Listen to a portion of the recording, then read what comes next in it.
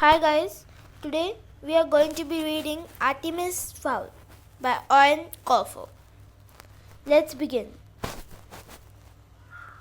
Prologue.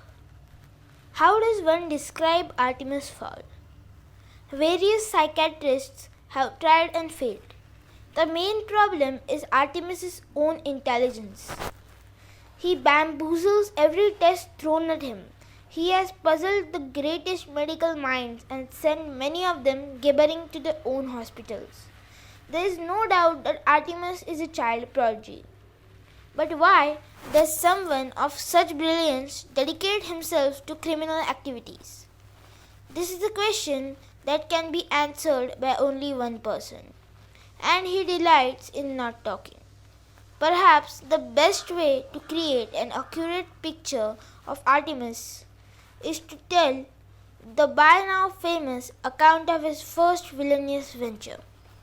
I have put together this report from first-hand interviews with the victims. As the tale unfolds, you will realize that this was not easy. The story began several years ago, at the dawn of the 21st century. Artemis Fowl had devised a plan to restore his family's fortune, a plan that could topple civilizations and plunge the planet into a cross-species war. He was 12 years old at that time. Chapter 1. The Book. Ho Chi Minh City in the summer, sweltering by anyone's standards. Needless to say, Artemis Fowl would not have been willing to put up with such discomfort if something extremely important had not been at stake. Important to the plan. Sun did not suit Artemis. He did not look well in it. Long hours indoors in front of the monitor had bleached the glow from his skin. He was white as a vampire and almost as testy in the light of day. I hope this isn't another wild goose chase, Butler, he said, his voice soft and clipped, especially after Cairo. It was a gentle rebuke.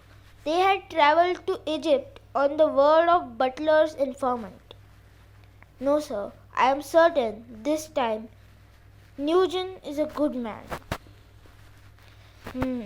Droned Artemis, unconvinced. Passers-by would have been amazed to hear that the large Eurasian referred to the boy as Sir. This was, after all, the third millennium. But this was no ordinary relationship. And these were no ordinary tourists. They were sitting outside a curbside cafe on Dong Khai Street, watching the local teenagers circle the square on the mopeds. Nugent was late, and the pathetic patch of shade provided by the umbrella was doing little to improve Artemis's mood. But this was just his daily pessimism. Beneath the sulk was a spark of hope. Could this trip actually yield results? Would they find the book? It was too much to hope for. A waiter scurried to the table. "More tea, sirs?" he asked, head bobbing furiously. Artemis sighed. "Spare me the theatrics and sit down." The waiter turned instinctively to Butler, who was, after all, the adult. "But, sir, I am the waiter." Artemis tapped the table for attention. "You are wearing handmade loafers, a silk shirt, and 3 gold signet rings.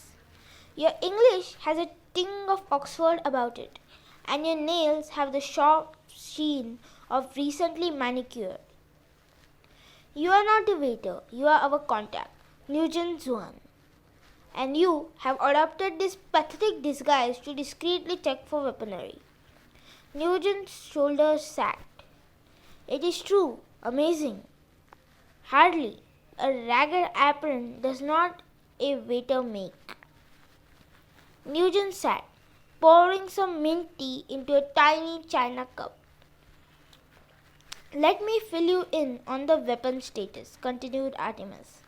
I am unarmed, but butler here, my butler, has a sick saw in his shoulder holster, two shrike throwing knives in his boots, and a derringer too short up his sleeve.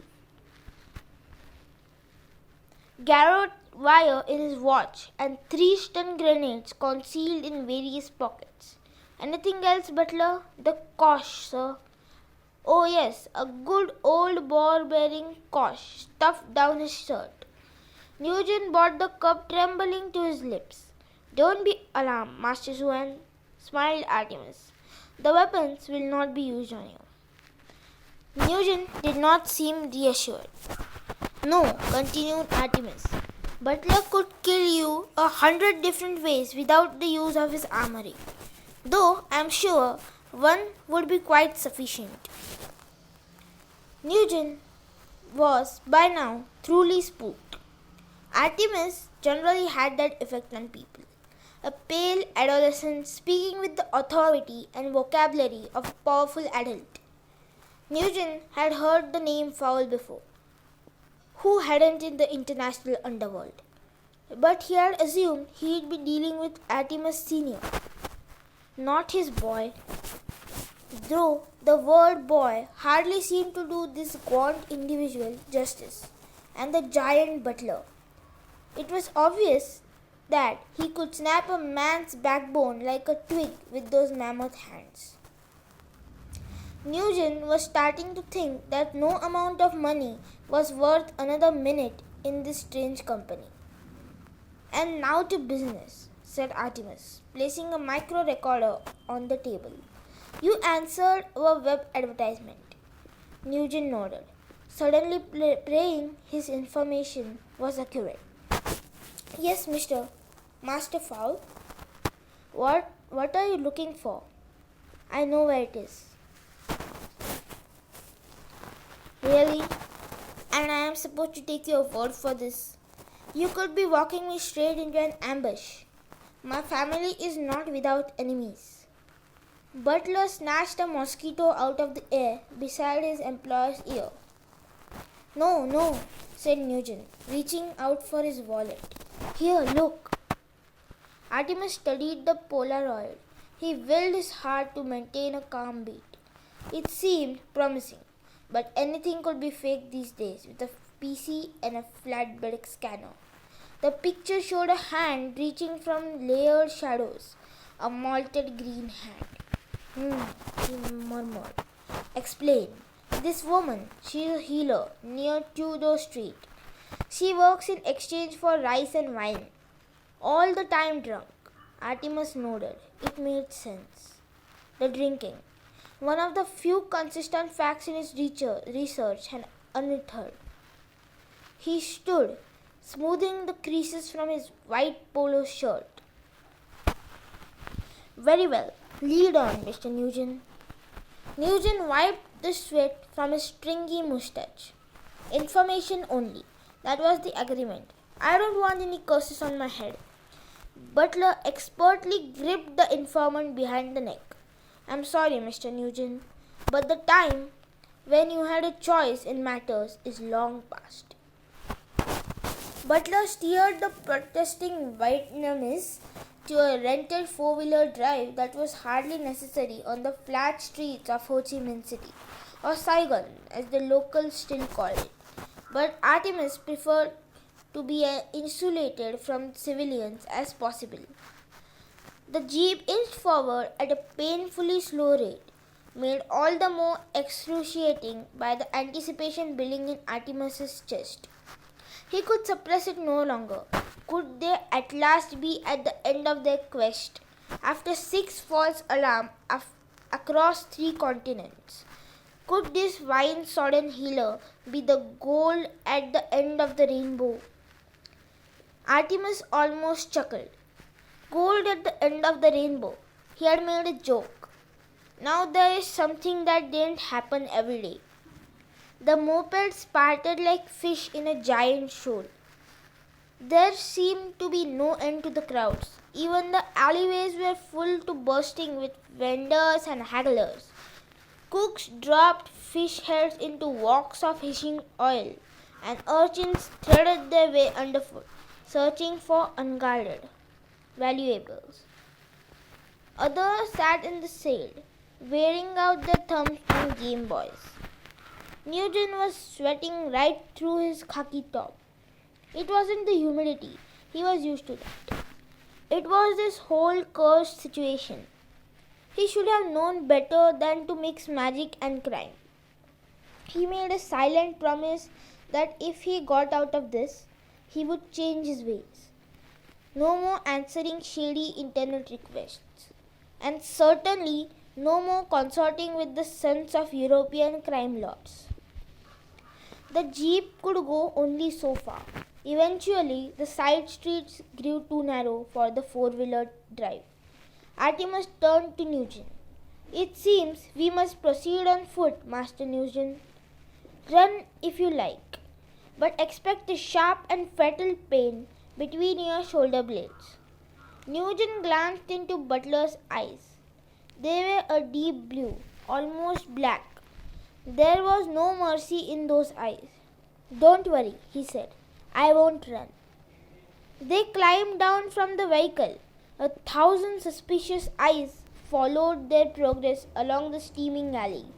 An unfortunate pickpocket attempted to steal Butler's wallet.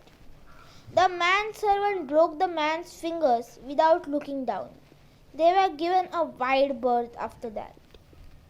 The alley narrowed to a rutted lane. Sewage and drain pipes fed directly onto the muddy surface.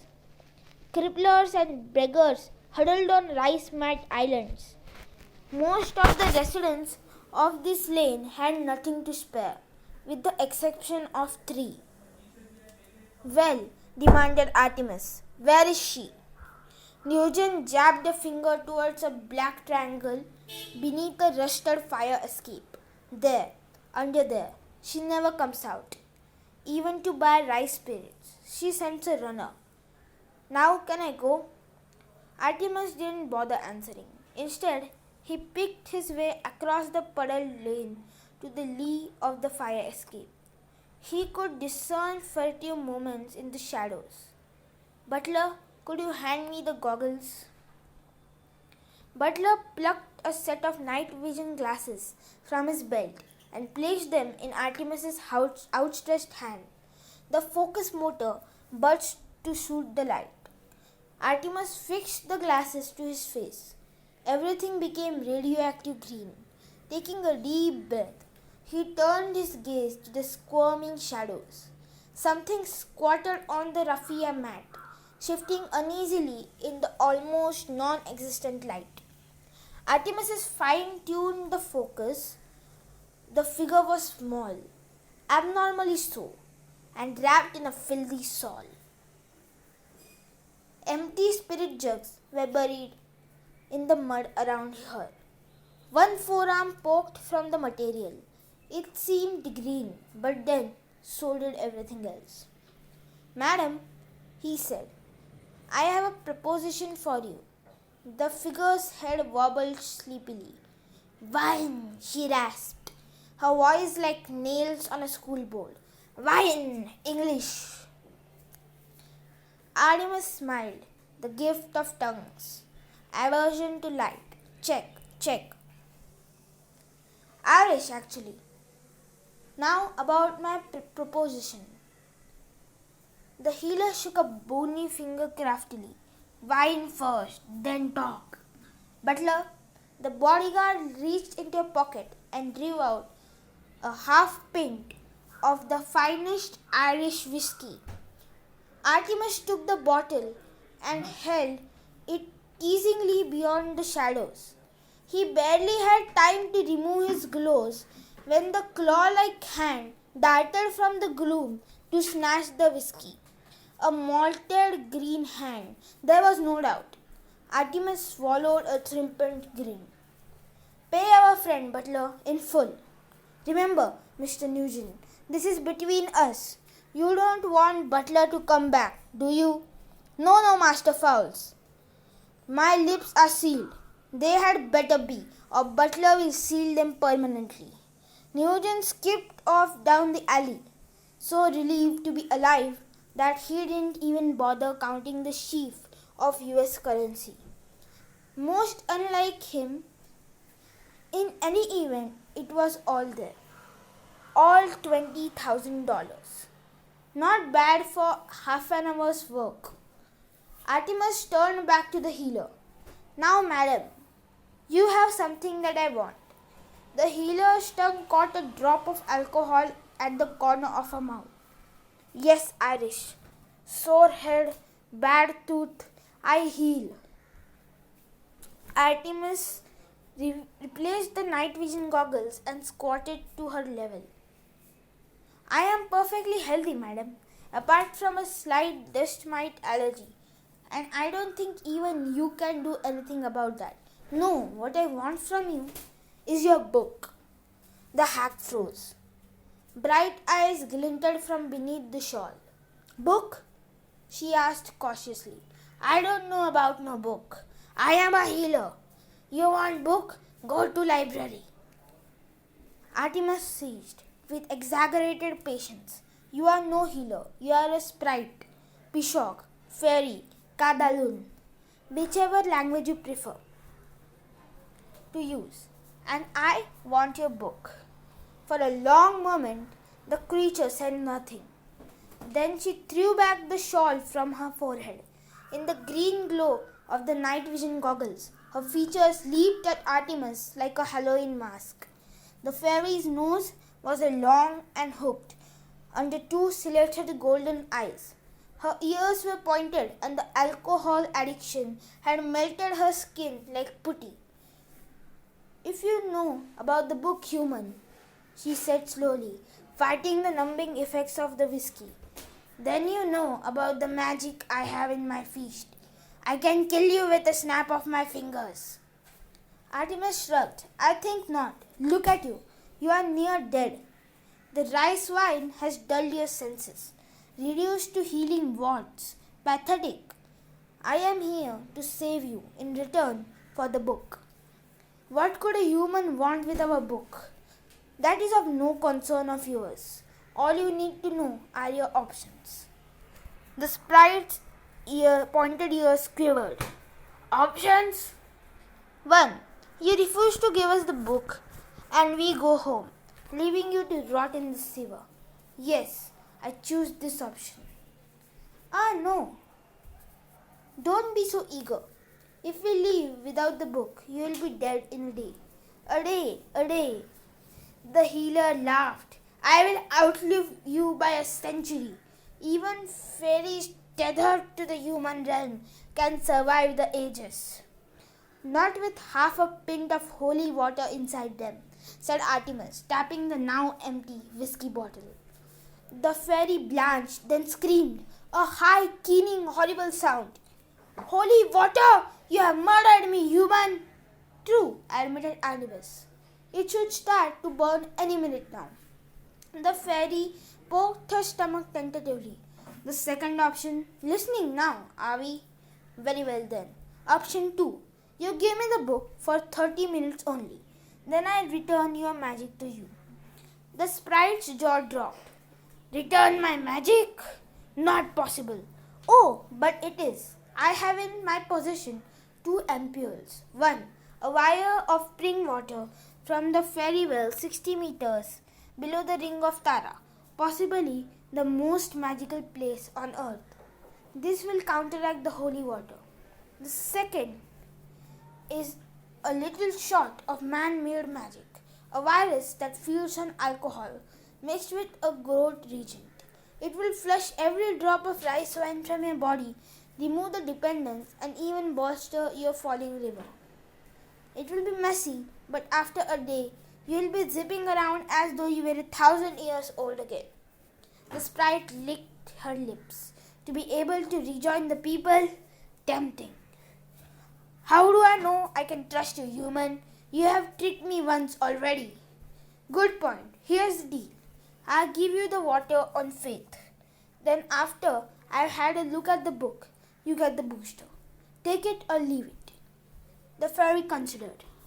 The pain was already curling through her abdomen.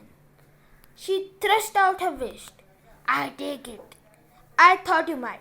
Butler, the giant manservant unwrapped a soft, velcro-red case containing a syringe gun and two vials. He loaded the clear one, shooting it into the sprite's clammy arm. The fairy stiffened momentarily and then relaxed. Strong magic, she breathed. Yes, but not as strong as your own will be when I give you the second injection. Now the book. The sprite reached into her folds of a filthy robe, rummaging for an age. Artemis held his breath. This was it. Soon the fowls would be great again. A new empire would rise, with Artemis Fowl II at his head. The fairy woman withdrew a closed fist. No use to you anyway, written in the old tongue. Artemis nodded, not trusting himself to speak. She opened her knobbly fingers. Lying in her palm was a tiny golden volume, the size of a matchbox. Here, human, 30 of your minutes, no more. Butler took the tiny tome reverentially. The bodyguard activated a compact digital camera and began photographing each wafer-thin page of the book. The process took several minutes. When he was finished, the entire volume was stored on the camera's chip. Artemis preferred not to take any chances with the information. Airport security equipment had been known to wipe many a vital disk, so he instructed his aide to transfer the file to his portable phone and from there email it to the Fowl Manor in Dublin. Before the 30 minutes were up, the file containing every symbol in the fairy book was sitting safely in the Fowl server. Artemis turned the tiny volume to its owner. Nice doing business with you. The sprite lurched to her knees. The other potion, human. Artemis smiled. Oh yes, the restoring booster. I suppose I did promise. Yes, human promised. Very well. But before we administer it, I must warn you that purging is not pleasant. You are not going to enjoy this one bit. The fairy gestured around her at the squalid filth. You think I enjoy this? I want to fly again. Butler loaded the second vial, shooting this one straight into the carotid artery. The sprite immediately collapsed on her mat, her entire frame quivering violently. Time to leave, commented Artemis. 100 years of alcohol leaving a body by any means possible is not a pretty sight. The butlers had been serving the fowls for centuries. It had always been the way. Indeed, there were several eminent linguists of the opinion that this was how the noun originated. The first record of this unusual arrangement was when Virgil Butler had been contracted as a servant, bodyguard, and cook to Lord Hugo de Pole for one of the first great Norman crusades. At the age of 10, Butler children were sent to a private training center in Israel, where they were taught the specialized skills necessary to guard the latest in the fowl line.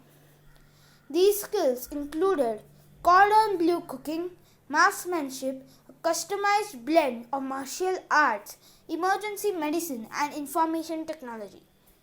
If at the end of the training there was not a fowl to guard, then the butlers were eagerly snapped up as bodyguards for various royal personages, generally in Monaco or Saudi Arabia. Once a fowl and a butler were put together, they were paired for life. It was a demanding job and lonely, but the rewards were handsome if you survived to enjoy them. If not, then your family received a 6-figure settlement plus a monthly pension. The Cullen butler had been guarding young Master Artemis for 12 years, since the moment of his birth. And though they were adhered to age-old formalities, they were much more than master and servant. Artemis was the closest thing Butler had to a friend, and Butler was the closest Artemis had to a father, albeit one who obeyed his orders. Butler held his tongue until they were aboard the Heathrow connection from Bangkok. Then he had to ask, Artemis, Artemis looked up from the screen of his power book. He was getting a head start on the translation. Yes, the sprite. Why didn't we simply keep the book and leave her to die? A corpse is evidence, Butler. My way, the people will have no reason to be suspicious. But the sprite, I hardly think she will confess showing humans the book. In any case, I mixed a slight amnesiac into her second injection. When she finally wakes up, the last week will be a blur. Butler nodded appreciatively. Always 2 steps ahead. That was Master Artemis. People said he was a chip of the old block. They were wrong. Master Artemis was a brand new block, the likes of which he had never been seen before. Doubts assuaged, Butler returned to his copy of Guns and Ammo, leaving his employer to unravel the secrets of the universe.